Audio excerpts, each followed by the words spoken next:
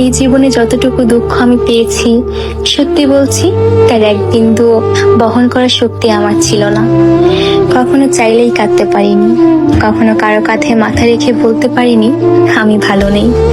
তাই নিজের ভেতরেই সব জমিয়েছি, হাসি মুখের আড়ালে, নীরবতার গভীরে।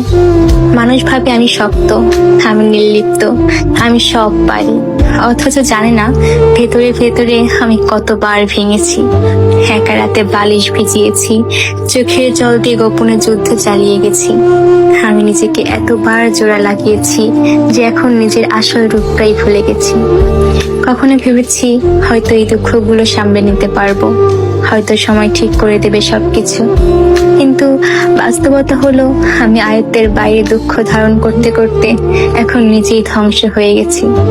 এখন মনে হয় আমি আর আমি নেই, আমি কেবল এক ভাঙা মানুষ যার ভেতরে অনেক কথা জমে আছে, কিন্তু শোনার কেউ নেই। সবাই বলে খারাপ সময় সব সময় থাকে না, সময় ভালো হয়ে যাবে, কিন্তু কেউ বোঝে না সময় শুধু ক্ষত তৈরি করে, সেগুলো শুকায় না।